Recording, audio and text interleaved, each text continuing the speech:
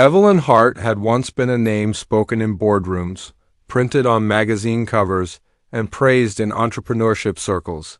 In her mid-30s, she had built a tech company from the ground up, pioneering a platform that revolutionized logistics for small businesses. Her work ethic was relentless, her brilliance undeniable. Investors adored her, employees followed her loyally, and competitors either feared her or tried to befriend her.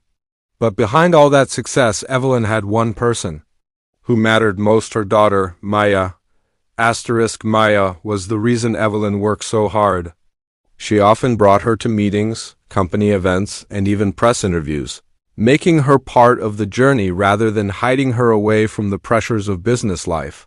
Maya had her mother's fierce eyes and quiet confidence, and many thought she would follow in Evelyn's footsteps someday. The bond between them was admired by many two forces, one young and rising, the other accomplished and protective.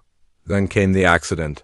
One rainy November evening on their way home from a speaking engagement, their car skidded on a slick road.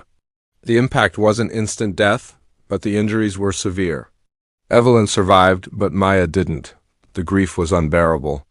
In the days that followed, Evelyn tried to return to work, thinking that structure might bring solace.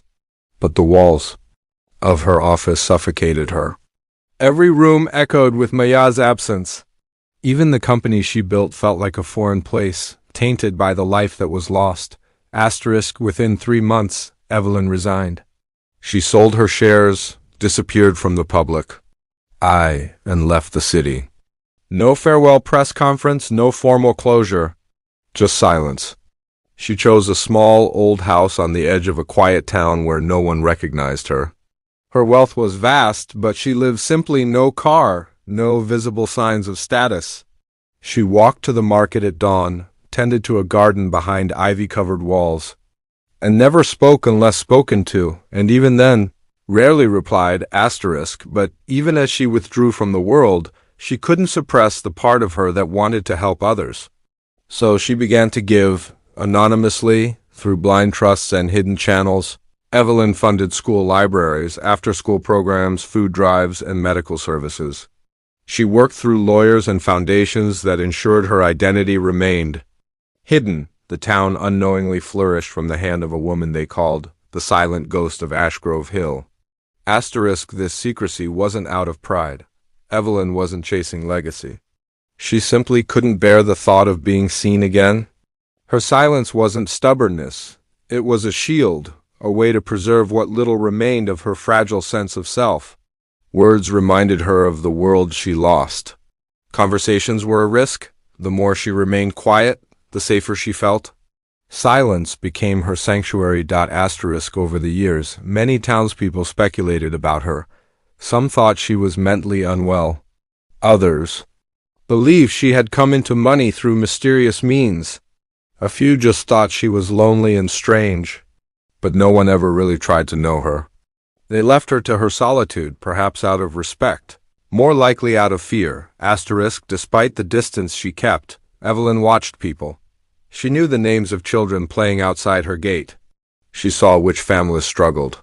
She took note of who smiled even when life gave them little.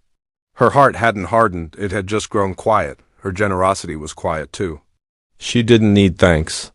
The smile on a child's face when they opened a new book in the library was enough. The sound of laughter from the refurbished youth center filled something in her she thought was long gone, but she never allowed herself to reconnect. Inside her home, she kept Maya's bedroom untouched. A bookshelf full of her favorite novels.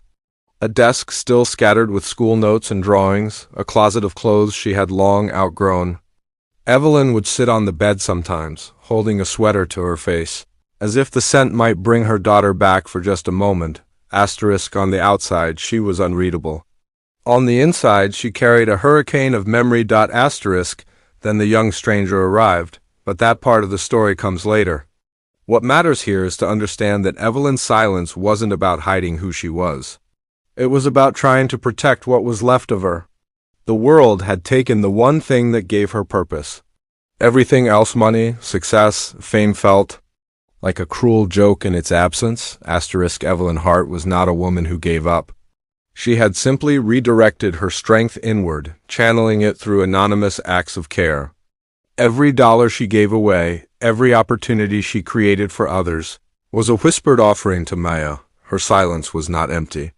It was full of unspoken love, grief, and resilience. Asterisk, she was not a ghost.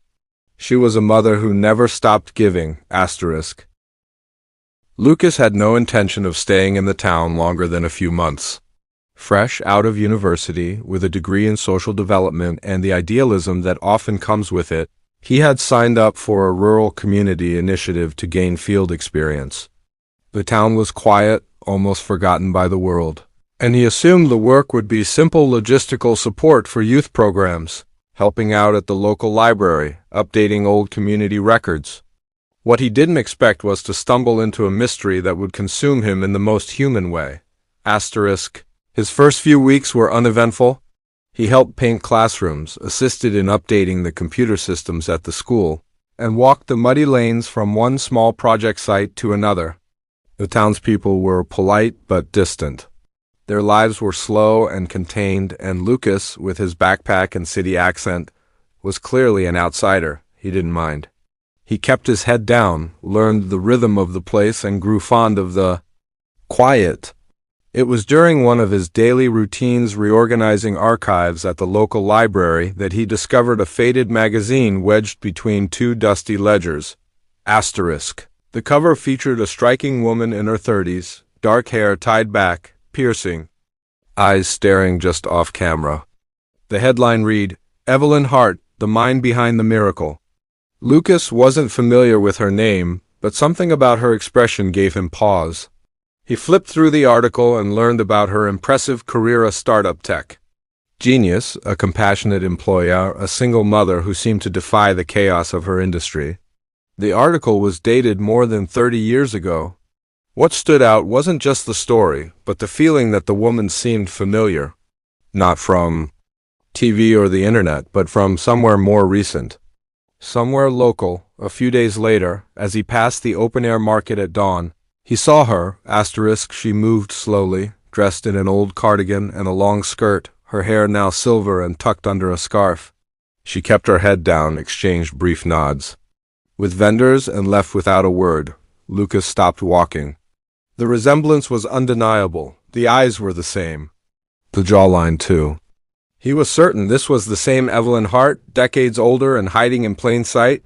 But why here, and why in silence? Asterisk. He didn't approach her, not at first. The last thing he wanted was to appear intrusive. But curiosity burrowed into him. Over the next week, he began observing her subtle routines, always the same path, always the same time. She never spoke, never lingered. The townspeople didn't seem to pay her much attention. If anyone knew who she was, they kept it to themselves. Asterisk. Lucas decided on a different approach. Each Sunday morning, he would walk to the same market stand she visited and buy an apple. On the third Sunday, he stood in line behind her and simply said, "Good morning." She didn't respond, but she looked at him directly, briefly, and nodded. That moment stayed with him longer than it should have. Not because she acknowledged him, but because there was depth behind her silence, something intentional, not empty. Asterisk. The next week, he smiled again and offered her an apple instead of buying one. She looked down at it, then at him, and after a moment's hesitation, accepted it. No words were exchanged. Just a nod. But something shifted. Asterisk. Lucas began to leave short notes near her garden gate, quotes from books. Simple thoughts, handwritten with care. At first there was no reply, but he noticed the notes weren't thrown away. They were gone each time he passed by. Then one morning he found a folded piece of paper in the same spot.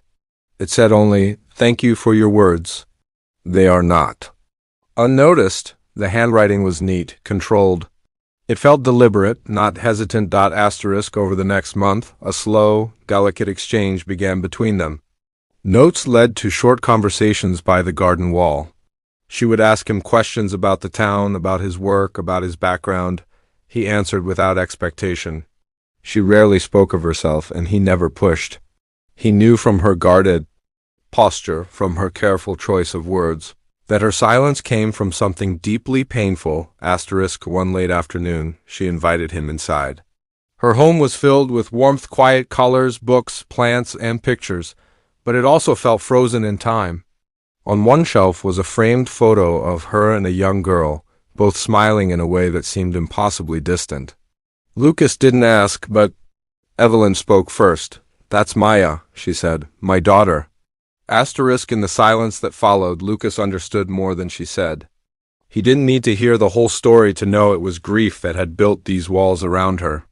Eventually, Evelyn shared more, not all at once, but in pieces. She told him about her company, about the accident, about how success had felt hollow after Maya was gone. She explained how she had come to this town for its anonymity, how she had chosen to disappear rather than pretend to heal under the scrutiny of the world. What struck Lucas wasn't just the tragedy. It was the ongoing life that followed. She hadn't stopped caring. She had simply changed how she cared. She told him about the organizations she funded anonymously, the community projects she supported, the children she'd seen grow up without ever knowing her name. Her silence wasn't detachment. It was transformation. Lucas asked her once, "Why me? Why now?" Evelyn smiled faintly and said, "You didn't want anything from me. You gave something without expecting to take. That was all." It was enough. He continued to visit her, not daily but often. Sometimes they spoke, sometimes they read, sometimes they just sat in silence. He never took a photo, never wrote her name down publicly. But she began to trust him with pieces of herself that had remained hidden for decades. Their bond didn't erase her pain, but it loosened its grip. Through Lucas's quiet patience, Evelyn found her voice again, not for the world, not for the past, but for the present moment. The connection between them was not built on fame or curiosity or obligation.